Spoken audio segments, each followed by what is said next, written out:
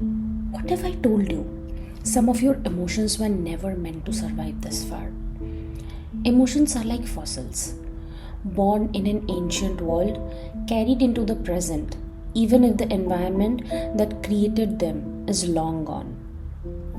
Fear once kept us alive in the dark forests.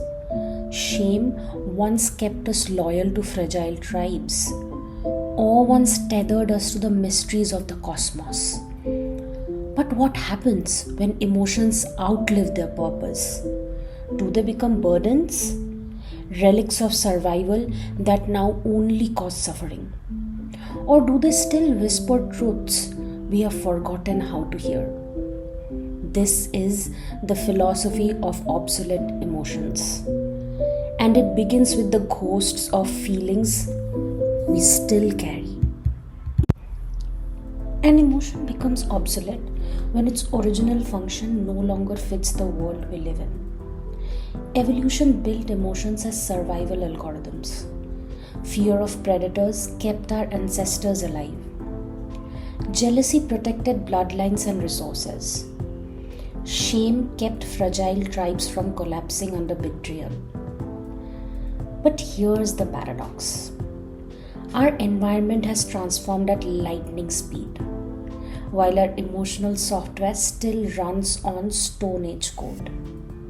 Today, the same fear that once saved lives can paralyze us in office meetings. The jealousy that once guarded our partners now corrodes relationships in an age of choice and freedom. So, are emotions like old tools, useful ones, but dangerous if left unchecked? Or are they seeds waiting to be replanted in a new soil? Take jealousy. In evolutionary history, jealousy was insurance. It kept mates faithful, ensured resources were passed to one's own children, and signaled threats to survival. But in modern life, jealousy poisons trust. It fuels violence. It feeds comparison in an era where Instagram shows us infinite rivals. Philosophers ask, is jealousy still a teacher pointing us to what we value? Or is it now an emotional parasite, hijacking ancient instincts for a world it no longer understands? Then there is shame. In small tribes, shame was social glue. It warned, don't steal, don't betray, or you will be cast out. It kept communities intact. But shame has metastasized. Today, shame punishes not betrayal, but difference. It whispers, your body is wrong, your success is insufficient, your life is not enough. The same emotion that once preserved belonging now drives isolation, eating disorders, self-destruction.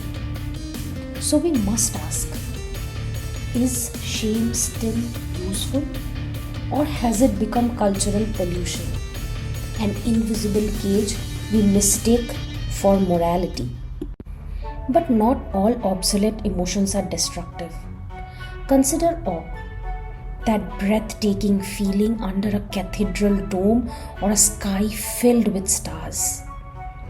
Awe connected us to something vast, humbled our egos, and seeded religions, myths, and meaning. But in an age of skyscrapers, CGI, and endless scrolling, awe risks becoming cheap. We consume wonders daily, but rarely stop to feel them.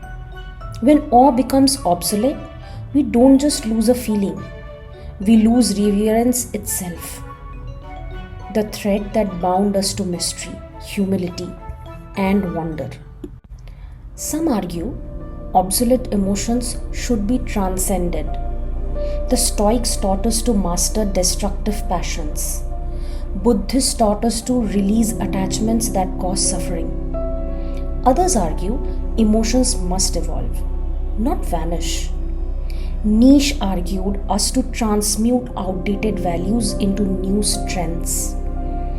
So perhaps jealousy can evolve into admiration, shame into humility, or into sustained curiosity. Emotions are not fossils set in stone, they are clay. The question is not whether they survive, but what shapes we mold them into. But what if evolution isn't enough? What if technology lets us edit emotions directly? Already, drugs like propranolol can dampen trauma.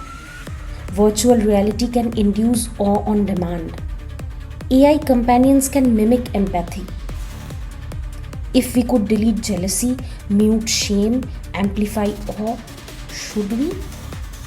Or would engineering emotions make us less human? Would we become flawless machines, efficient, unburdened, but also hollow, without the texture of pain that gave life its depth? Perhaps no emotion is truly obsolete. Jealousy whispers, you were once a creature of survival. Shame whispers, you were once a fragile member of a tribe. Awe whispers, you were once a speck under infinite stars. These whispers are fossils, not chains, but echoes of who we were. So maybe the task is not to erase them, but to listen differently, to carry them as history, not destiny. Because to erase an emotion is not just to erase suffering, it is to erase a fragment of the human story. And our story, with all its brokenness, is what makes us human.